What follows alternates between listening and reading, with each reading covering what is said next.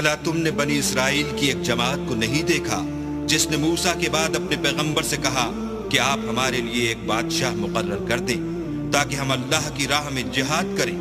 پیغمبر نے کہا کہ اگر تم کو جہاد کا حکم دیا جائے تو عجب نہیں کہ لڑنے سے پہلو تہی کرو۔ وہ کہنے لگے کہ ہم اللہ کی راہ میں کیوں نہ لڑیں گے جبکہ ہم وطن سے خارج اور بال بچوں سے جدا کر دیے گئے۔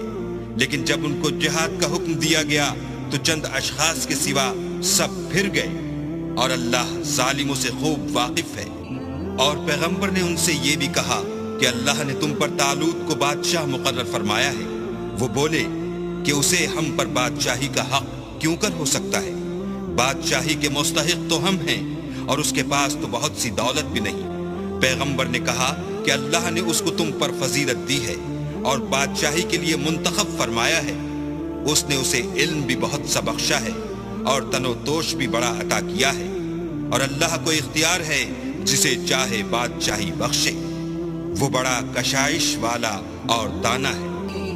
اور پیغمبر نے ان سے کہا کہ ان کی بادشاہی کی نشانی یہ ہے کہ تمہارے پاس ایک صندوق آئے گا جس کو فرشتے اٹھائے ہوئے ہوں گے۔ اس میں تمہارے پروردگار کی طرف سے تسلی بخشنے والی چیز ہوگی، اور کچھ اور چیزیں بھی ہوں گی جو موسیٰ اور ہارون چھوڑ گئے تھے۔ اگر تم ایمان رکھتے ہو تو یہ تمہارے لیے ایک بڑی نشانی ہے۔ غرض جب طالوت فوجیں لے کر روانہ ہوا تو اس نے ان سے کہا کہ اللہ ایک نہر سے تمہاری آزمائش کرنے والا ہے۔ جو شخص اس میں سے پانی پی لے گا اس کی نسبت تصور کیا جائے گا کہ وہ میرا نہیں، اور جو نہ پیے گا وہ سمجھا جائے گا کہ میرا ہے۔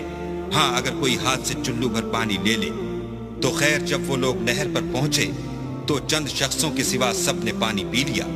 پھر جب طالوت اور مومن لوگ جو اس کے ساتھ تھے نہر کے پار ہو گئے تو کہنے لگے کہ آج ہم میں جالوت اور اس کے لشکر سے مقابلہ کرنے کی طاقت نہیں۔